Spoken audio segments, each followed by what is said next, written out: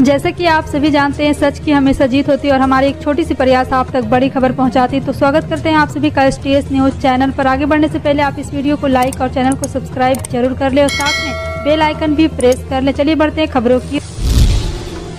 जी हाँ, बहुत लंबा चला संघर्षों की डगर, आखिर पा ही लिया आज़ादी की नगर। आज अपना है गणतंत्र, अपना है संविधान। एक बार फिर से आप सभी को हैप्पी रिपब्लिक डे। बता दें, दिल्ली के मुख्यमंत्री अरविंद केजरीवाल ने छत्रसाल स्टेडियम में गणतंत्र दिवस के मौके पर हिस्सा लिया। उन्होंने जनता को संबोधित करते हुए केंद्र सरकार पर निशाना साधा। सीएम ने कहा है कि दिल्ली के लोगों, पिछले 7-8 साल के अंदर हमने इतने काम किए हैं कि केंद्र सरकार का रिपोर्ट कार्ड कहता है कि देश में सबसे कम महंगाई दिल्ली के अंदर है। मुख्यमंत्री अरविंद केजरीवाल ने आगे कहा है कि महंगाई तो है पूरे देश में, चीजें महंगी होती जा रही, लेकिन पूरे देश में सबसे कम महंगाई दिल्ली में है। दिल्ली में महंगाई की दर 3% है, गुजरात में 7%, हरियाणा में 7.8%, मध्य प्रदेश में 7.5% और उत्तर प्रदेश में 6.8% है। अनिल एंटनी की कांग्रेस पार्टी से इस्तीफा देने पर वरिष्ठ कांग्रेसी जयराम रमेश की प्रतिक्रिया आई। अनिल एंटनी केरल के पूर्व मुख्यमंत्री, पूर्व केंद्रीय मंत्री और कांग्रेस के वरिष्ठ नेता AK एंटनी के बेटे हैं। प्रधानमंत्री नरेंद्र मोदी पर आधारित BBC डॉक्यूमेंट्री के विवाद के चलते बुधवार को अनिल एंटनी ने कांग्रेस पार्टी से इस्तीफा दे दिया। कांग्रेस नेता जयराम रमेश ने अनिल के इस्तीफे को लेकर बगैर नाम लिए ट्वीट किया। एक राज्य के 2 मुख्यमंत्री के 2 बेटों की कहानी। एक भारत यात्री है जो राष्ट्र को एकजुट करने के लिए भारत जोड़ो यात्रा पर ज्यादातर नंगे और बिना थके हुए चल रहा है। अगले 2 महीने में गेहूं की नई फसल तैयार हो जाएगी। जाहिर है, इस रबी सीजन में भी सरकार PDS सिस्टम के जरिए गरीबों को गेहूं उपलब्ध कराने और ओपन मार्केट में दामों पर नियंत्रण रखने के लिए अपने स्टॉक के लिए गेहूं की खरीदारी करेगी। लेकिन इस सीजन में सरकार के MSP के भाव पर गेहूं खरीदना इतना आसान नहीं रहने वाला है। वजह है गेहूं के दाम में बेतहाशा बढ़ोतरी और सरकार ने इसी रबी सीजन के लिए गेहूं का जो MSP तय कर रखा है उससे 50% ऊंचे दाम पर गेहूं का भाव जा पहुंचा है। उत्तर प्रदेश की योगी सरकार के कैबिनेट मंत्री नंद गोपाल गुप्ता नंदी को साल 2014 के लोकसभा चुनाव में दर्ज मुकदमे प्रयागराज के स्पेशल MP MLA कोर्ट ने 1 साल की सजा सुनाई है। योगी के मंत्री नंद गोपाल गुप्ता नंदी 2 धाराओं में दोषी करार दिए गए हैं। वह IPC की धारा 147 और 323 में दोषी करार दिए गए हैं। गुजरात दंगे को लेकर PM मोदी पर बनाई गई डॉक्यूमेंट्री को भारत सरकार की तरफ से बैन कर दिया गया है। इसके बावजूद लगातार देश की अलग अलग यूनिवर्सिटी में अपने स्क्रीनिंग होना पूरी तरह से अवैध है। इसके खिलाफ एक्शन लेते हुए पुलिस FIR दर्ज करने से लेकर गिरफ्तारी तक कर सकती है। किसी भी सूरत में यूनिवर्सिटी में स्क्रीनिंग नहीं होनी चाहिए, क्योंकि वह यूनिवर्सिटी में भारत के अंदर ही है, यहाँ के ही कानून उस पर लागू होता है। कोई भी चीज़ अगर सरकार की नज़र में प्रोपेगेंडा है या लोगों के हितों के खिलाफ है तो उसे बैन किया गया है। नगर विमान महानिदेशालय ने बुधवार यात्रियों को बड़ी राहत देते हुए टिकटों के रिफंड से जुड़े नियमों में संशोधन किया। ऐसे में एयरलाइन कंपनियों की ओर से यात्रियों को जारी किए गए टिकटों को उनकी इच्छा विरुद्ध डाउनग्रेड करने पर सशर्त रिफंड करने का फैसला लिया गया है। विमान कंपनियां घरेलू और अंतर्राष्ट्रीय यात्रियों को यात्रा दूरी से हिसाब रिफंड करेगी। DGCA ने CGA से संशोधन करते हुए घरेलू उड़ान के लिए टैक्स समेत टिकट का 75% पैसा रिफंड करने की बात कही है।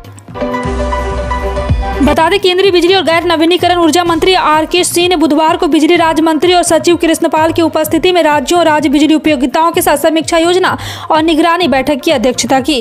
केंद्रीय मंत्री सिंह ने कहा है कि AT&C के नुकसान को दूर करने के लिए सभी हितधारकों के किए गए प्रयास की सराहना, जिसके परिणाम स्वरूप वित्तीय वर्ष 21 से 22 में AT&C नुकसान में 5% की कमी आई। प्रधानमंत्री नरेंद्र मोदी ने बुधवार को NCC कैंडिडेट, NS स्वयंसेवक, जनजातीय अतिथि और झांकी कलाकारों से बातचीत की है। जी हां, आपको बता दें कि प्रधानमंत्री का यह अनुभव बहुत ही रोचक रहा है। उन्होंने बड़ी सीख दी है। PM मोदी ने कहा है कि युवा संवाद 2 कारणों से मुझे विशेष महत्व के लिए होता है। ऐसे तो इसलिए क्योंकि युवाओं से ऊर्जा होती है, ताजगी होती है, जोश होता है, जुनून होता है, नयापन होता है। PM ने कहा है कि आपके माध्यम से सारी सकारात्मकता मुझे निरंतर प्रेरित करती रहती। दूसरा, युवा देश की आकांक्षा और सपनों का प्रतिनिधि करते हैं। एक शीर्ष अधिकारी ने बुधवार को कहा है कि सरकार जल्द ही स्मारक मित्र योजना का एक नया संस्करण शुरू करेगी। इसके तहत संस्कृति मंत्रालय SI के 1000 स्मारकों को रखरखाव के निजी उद्योग के साथ साझेदारी करेगा। लाइट एंड साउंड शो के अलावा कई अन्य गतिविधियों को भी यहाँ किया जाएगा। पत्रकारों से बातचीत करते हुए केंद्रीय सांस्कृतिक सचिव गोविंद मोहन ने कहा, 15 अगस्त को आज़ादी का अमृत महोत्सव समाप्त हो जाएगा। हमारा लक्ष्य संशोधित स्मारक मित्र योजना के तहत 500 साइटों के लिए भागीदार के साथ इससे पहले मेमोरेंडम हस्ताक्षर करना। बागेश्वर धाम के पीठाधीश्वर पंडित धीरेन्द्र शास्त्री की एक राहत भरी खबर सामने आई है। नागपुर के अंधश्रद्धा उन्मूलन समिति द्वारा शिकायत के मामले में बागेश्वर धाम के महाराजा धीरेन्द्र गिरी शास्त्री को नागपुर पुलिस ने क्लीन चिट दे दी है। नागपुर पुलिस ने जांच के बाद अंधश्रद्धा निर्मूलन समिति को लिखित जवाब भेजा है। नागपुर पुलिस ने अपनी रिपोर्ट में जानकारी दी कि वीडियो में देखने पर इससे स्पष्ट हुआ है कि इसमें धर्म के प्रचार से जुड़ी सामग्री नहीं है। प्रधानमंत्री नरेंद्र मोदी ने जल जीवन मिशन के तहत 11 करोड़ नल कनेक्शन प्रदान करने को एक बड़ी उपलब्धि बताया। पीएम मोदी ने जल जीवन मिशन को लेकर एक ट्वीट किया और कहा है कि ये मिशन दर्शाता है कि देश भर में लोगों को पाइप से पानी की आपूर्ति सुनिश्चित करने के लिए जमीनी स्तर पर कितना काम किया गया है। पीएम मोदी ने ट्वीट कर कहा है कि एक बड़ी उपलब्धि जो संकेत देती है कि भारत के लोगों को हर घर जल सुनिश्चित करने के लिए जमीन पर कितना काम किया गया। राष्ट्रपति द्रौपदी मुर्मू ने 43 व्यक्तियों को जीवन रक्षा पदक श्रृंखला पुरस्कार 2022 प्रदान करने की मंजूरी दी है, जिसमें 7 व्यक्तियों को सर्वोत्तम जीवन रक्षा पदक, 8 को उत्तम जीवन रक्षा पदक और 28 व्यक्तियों को जीवन रक्षा पदक शामिल है। 4 पुरस्कार विजेता मरणोपरांत है। जी हां, आपको बता दें कि यहाँ पर एक बार फिर से यहाँ पे जो सुविधा दी जा रही है वो मरणोपरांत भी दी जा रही है और द्रौपदी मुर्मू ने ये बड़ा ऐलान किया है। मुस्लिम समुदाय के सैकड़ों लोगों ने चंदन नगर थाना घेरा है। मोहम्मद पर टिप्पणी करने का नाराज देश भर संहिता। इंदौर में भी शाहरुख खान की पठान फिल्म को लेकर हिंदू संगठन के लोगों ने प्रदर्शन किया था। आपको बता दें कि इंदौर में प्रदर्शन के दौरान आपत्तिजनक नारेबाजी की थी। इसी बात को लेकर मुस्लिम समुदाय ने आपत्ति जताई थी। चंदन नगर थाने में QRF की टीम भी पहुंची है। चंदन नगर थाने के अलावा शहर के कई हिस्सों में मुस्लिम समाज के लिए विरोध प्रदर्शन कर रहे हैं। अंतर्राष्ट्रीय बुलियन वायदा मार्केट में सोने की तुलना में चांदी की डिमांड घटने के कारण चांदी वायदा टूट गया। मैककॉमेक्स पर चांदी 44 सेंट घटकर $23.71 प्रति ओंस पर कारोबार करती दिख रही है। इसका असर भारतीय बाजारों में भी आंशिक रूप से देखा गया। इंदौर में चांदी आंशिक घटकर 67,850 रुपये प्रति किलो रह गई। हालांकि ज्वेलर्स का मानना है कि चांदी में ज्यादा मंदी के आसार कम हैं।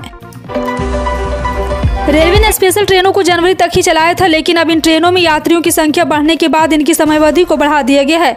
पमरी से गुजरने वाली 2 ट्रेनों को अब रेलवे फरवरी अंत तक चलाएगा। जानकारी के मुताबिक ट्रेन हैदराबाद गोरखपुर और रेलवे द्वारा पमरी से गुजरने वाली दोनों ट्रेनों को जनवरी माह के ही चलाया जाना है। ट्रेन 02575 हैदराबाद गोरखपुर साप्ताहिक एक्सप्रेस चलेगी।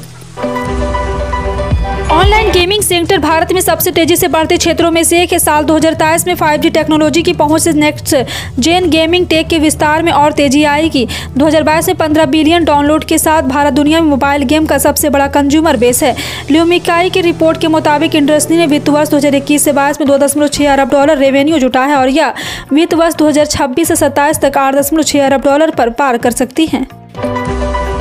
दिल्ली के मुख्यमंत्री अरविंद केजरीवाल ने अलग अलग फोर्स में तैनात दिल्ली के 8 शहीदों के परिवार को 1-1 करोड़ की सम्मान राशि दी है। अरविंद केजरीवाल ने एक प्रेस कॉन्फ्रेंस में कहा है कि बॉर्डर पर जवान सैनिक जान की बाजी लगा देते हैं। पुलिस वाले सुरक्षा के लिए अपनी जान की बाजी लगा देते हैं।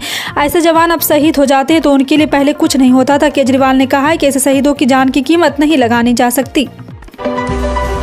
केंद्रीय वित्त मंत्री निर्मला सीतारमण 1 फरवरी को वित्त वर्ष 2023 से 24 के लिए बजट पेश करेंगे। यह मोदी सरकार के दूसरे कार्यकाल का 5वां और आखिरी पूर्ण बजट होगा। केंद्रीय बजट भाषण 1 फरवरी को सुबह 11 बजे शुरू होगा। बजट सत्र 31 जनवरी को शुरू होने जा रहा है। इस आम बजट से लोगों को नौकरी पेशा से लेकर बच्चों की पढ़ाई, होम लोन के स्वास्थ्य बीमा तक नियमों में बदलाव होने की उम्मीद है। 30 और 31 जनवरी को बैंक कर्मचारी हड़ताल पर जाने वाले हैं। बैंक कर्मचारियों के हड़ताल पर जाने से बैंक ब्रांच का कामकाज प्रभावित हो सकता है। इस बारे में भारतीय स्टेट बैंक ने कहा है कि 30-31 जनवरी को union forum of bank universe की बुलाई गई 2 दिनों की हड़ताल से उनकी ब्रांच में कामकाज पर असर पड़ सकता है। बैंक कर्मचारियों की हड़ताल पूरे देश के बैंक ब्रांच के कर्मचारी शामिल होने वाले हैं। बेहतर होगा कि ग्राहक पहले ही अपना ब्रांच से जुड़ा काम निपटा लें। भारतीय क्रिकेट कंट्रोल बोर्ड ने लंबे इंतजार के बाद आखिरकार महिला इंडियन प्रीमियर लीग का ऐलान कर दिया है। बोर्ड ने बुधवार 25 जनवरी को लीग की नई 5 फ्रेंचाइजों का ऐलान कर दिया, जिसमें सबसे ऊंची बोली अहमदाबाद के नाम की लगी है। अडानी स्पोर्ट लाइन ने 1289 करोड़ रुपये में अहमदाबाद की फ्रेंचाइजी खरीदी है। मेंस IPL की 7 फ्रेंचाइजी में से सिर्फ Mumbai Indians, royal challenger Bangalore और दिल्ली कैपिटल के मालिकों को इसमें फ्रेंचाइजी मिली है। राज्यसभा के सभापति ने अपना पहला भाषण देने वाले सदस्यों से 15 मिनट में अपनी बात रखने को कहा है, ताकि सदन में समय का प्रबंधन प्रभावित न हो। राज्यसभा के महासचिव PC मोदी ने उच्च सदन के सभापति के निर्देश का उल्लेख करते हुए कहा है कि बुलेटिन ने मंगलवार को ये जानकारी दी है कि उच्च सदन के 24 जनवरी को जारी संसदीय बुलेटिन में राज्यसभा को महासचिव PC मोदी ने कहा है कि स्थापित संसदीय परंपरा के अनुसार 15 मिनट मिलेंगे। बिहार विद्यालय परीक्षा समिति की ओर से डीएलएड संयुक्त प्रवेश परीक्षा 2023 के लिए आवेदन प्रक्रिया बुधवार को शुरू हो जाएगी। राज्य भर के 360 डीएलएड कॉलेजों के 30,700 सीटों पर एडमिशन के लिए आवेदन 25 जनवरी से शुरू हो जाएगी। स्टूडेंट 8 फरवरी तक ऑनलाइन आवेदन कर सकते हैं। एडमिट कार्ड 2 मार्च तक जारी कर दिया जाएगा। डीएलएड संयुक्त प्रवेश परीक्षा 13 से 20 मार्च तक ऑनलाइन आयोजित किया जाएगा। परीक्षार्थी ऑनसर पर 27 से 30 मार्च तक आपत्ति दर्ज करवा सकते। रिजल्ट अप्रैल में जारी कर दिया जाए। कांग्रेस का 26 जनवरी से देश भर में हाथ से हाथ जोड़ो अभियान शुरू हो रहा है। इस अभियान के माध्यम से कांग्रेस लोकसभा चुनाव 2024 में नैया पार करने की कोशिश में हाथ से हाथ जोड़ो अभियान की बागडोर कांग्रेस की राष्ट्रीय महासचिव प्रियंका गांधी के हाथ में है। वो हाथ से हाथ जोड़ो अभियान के माध्यम से महिलाओं को साधेगी, जिसके चलते महिलाओं के लिए घोषणा पत्र जारी किया जाएगा। कोरोना काल में गरीबों को राहत देने के लिए केंद्र सरकार ने अलग अलग योजनाओं के तहत प्रति व्यक्ति के 5 किलो गेहूं देने की योजना शुरू की थी। इनमें से एक योजना को सरकार ने बंद कर दिया है। अब 10 किलो की जगह प्रत्येक व्यक्ति को 5 किलो गेहूं मिलेगा। यह गेहूं निःशुल्क दिया जाएगा। खास सुरक्षा के तहत जिन लोगों को राशन कार्ड बने हुए केवल उन लोगों को ही इस योजना का फायदा मिलेगा। फिलहाल आपका इन सभी खबरों पर क्या कहना है, कॉमेंट सेक्शन में टाइप करके जरूर बताएं। इसी तरह की पल पल की अपडेट जानने के लिए जुड़े रहें आप अपने NTS न्यूज चैनल से। मिलते हैं अगली बड़ी खबर में, तब तक के लिए जय हिंद।